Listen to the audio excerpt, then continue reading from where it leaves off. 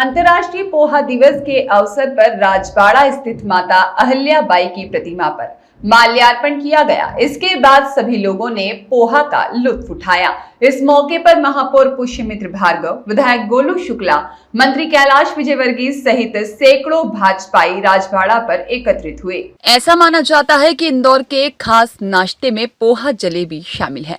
इसके चलते पोहा दिवस उत्साह और उल्लास के साथ मनाया गया। इस मौके पर कई सामाजिक संगठनों के द्वारा राजबाड़े पर पोहा स्टॉल लगाकर लोगों को पोहे का वितरण किया गया। इस तरह सुबह से ही राजबाड़ा पर उत्साह का माहौल बना रहा। पोहे की पहचान सुपर फूड के रूप में बनती जा रही है, क्योंकि यह हल्का होता है, पेट भर जाता है और वजन भी नहीं बढ़ता। सुबह एक कटोरी पोहा खाने से लगभग 250 कैलोरी मिलती है। सब्जियों, मूंगफली, नारियल और नींबू डालकर खाने से फाइबर, विटामिन, खनिज और एंटीऑक्सीडेंट मिलता है। यह आयरन और विटामिन, विशेष रूप से विटामिन B1 देता है, जो शुगर कंट्रोल करने में मदद करता है। पोहे का व्यापार आपने देखा होगा, सुबह 4 बजे से छोटे छोटे ठेले वाले लगा लेते हैं, 9 बजे तक बेच के अपना घर चले जाते हैं। और इसलिए पोहा छोटे छोटे व्यापारियों का बिजनेस बढ़ाने का एक माध्यम है। तो हमारे यहाँ पोहे बनाने की स्टाइल बिल्कुल अलग है इंदौर की। बाकी जगह भी पोहा बनता पर अलग स्टाइल से बनता है। हमारे यहाँ मिनिमम ऑयल होता है, उसमें उसको बाफ के बनाते हैं। हमारे यहाँ टेस्ट इसलिए अच्छा आता है और डाइजेस्ट भी जल्दी होता है, इसलिए कि उसमें फालतू मसाले नहीं होते।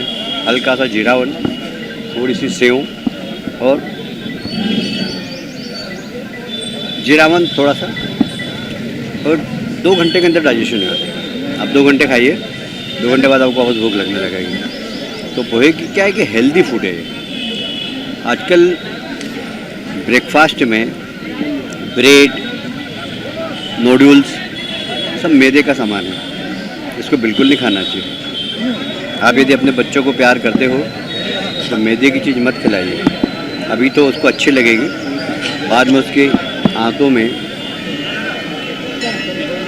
डाइजेशन करने की कैपेसिटी ख़त्म हो जाएगी, क्योंकि मैदे को डाइजेस्ट करने में आंतों को बहुत मेहनत करना पड़ता है। और इसलिए आपने देखा होगा आजकल एसिडिटी बहुत हो रही है लोगों को, इसीलिए कि फूड हैबिट्स ठीक नहीं। हमें फूड हैबिट्स अपनी अच्छी रखना चाहिए। तो उसमें पोहा भी एक ऐसा है जिसको आप प्रतिदिन खाएंगे तो कोई नुकसान नहीं, और इसका मार्केट भी बढ़ेगा, छोटे छोटे लोगों का व्यवसाय बढ़ेगा।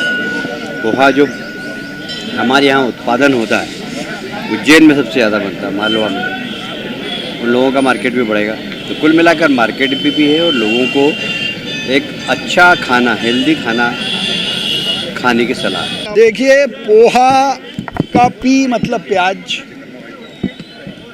ओ मतलब उसल, एच मतलब हरा धनिया।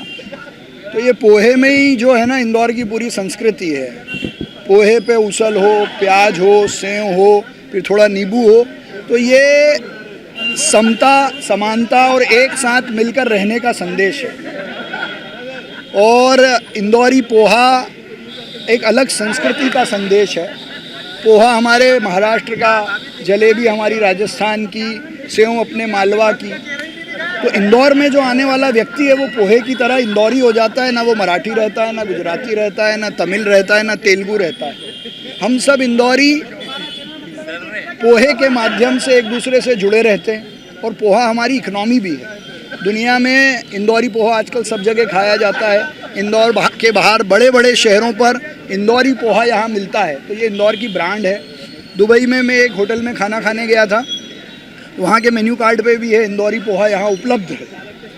तो अब इंदौर की ब्रांड इमेज पोहा है। और उज्जैन में सबसे ज़्यादा पोहे का प्रोडक्शन होता है। इंदौर में सुबह सुबह 60-70 टन पोहा साफ़ हो जाता है, लोग खा जाते हैं। तो ये एक इकनॉमी बना है, व्यवसाय भी इससे बढ़े और इंदौर की ब्रांडिंग भी हो। आज अंतर्राष्ट्रीय पोहा दिवस के अवसर पर मैं सभी पोहा प्रेमियों को बधाई देता हूँ और अपने सारे मीडिया के साथियों से भी आग्रह करता हूँ कि सुबह घर से निकलने के पहले पोहा खा के निकला करो। आप लोग 6 बजे से निकलते हो, रात तक देर तक घर नहीं पहुँचते हो, तो पोहा जो है ना आपको एनर्जी देगा। की शान है पोहे से, पूरे इंदौर की पहचान है, पूरे देश में, पूरे राष्ट्र में इंदौर की पहचान है। और पोहा, जब तक इंदौरी पोहा नहीं खा लें तब तक मज़ा ही नहीं आता। सुबह से पोहा लोग पोहों की दुकानों पे उमड़ जाते हैं। और ये तो जहाँ अपन खड़े हैं ये पोहे का गढ़ है, जिधर देखो उधर पोहे, सेव, प्याज और जीरावन की खुशबू आपको सुबह 7 बजे से ही आने लगेगी। पोहे दिवस की बहुत बहुत शुभकामनाएं। बताएं। आज अंतर्राष्ट्रीय पोहा दिवस है और हम इंदौरी पोहा दिवस मनाने के लिए यहाँ उपस्थित हैं। और कौन सी ईद है आज? बकरीद। मुझे लगता है कि त्यौहार सब लोगों को मनाना चाहिए। त्यौहार मनाने की हिंदुस्तान में छूट है, किंतु मेरा आग्रह रहेगा कि इसमें किसी भी प्रकार से किसी भी त्यौहार में यदि किसी जीव की किसी भी प्रकार से जान जाती है तो वो हमारी सनातन संस्कृति के हिसाब से ठीक नहीं रहता है। इसलिए जो लोग इस त्यौहार को जैसे भी मनाते हों, मेरा तो उनसे भी आग्रह यही रहेगा कि हिंदुस्तान में रहने वाले हम सब सनातनी लोगों को, और हिंदुस्तान में रहने वाला जो भी व्यक्ति है वो किसी भी धर्म और मजहब का हो, वो हिंदुस्तानी है सबसे पहले। और हमारे देश की ये संस्कृति है कि हम चींटी को भी आटा डालते हैं, हम पक्षियों को दाना डालते हैं, हम लोग जीव मात्र में परमात्मा का वास मानते हैं। इसलिए हम अपने किसी भी परमात्मा की आराधना करें, उसकी इस देश में छूट है, होना भी चाहिए, किंतु कुछ चीज़ें समय के साथ परिवर्तित होना चाहिए। और शाकाहार की ओर अब तेज़ी से लगातार पूरा विश्व बढ़ रहा है। जिन देशों में लगातार मांसाहार लोग खाते थे, वे देश भी अब शाकाहार की ओर आ रहे हैं। तो शाकाहारी बने, देशभक्त बने, यही मेरा आपसे आग्रह है। ब्यूरो रिपोर्ट, सत्याग्रह न्यूज़, मध्य प्रदेश।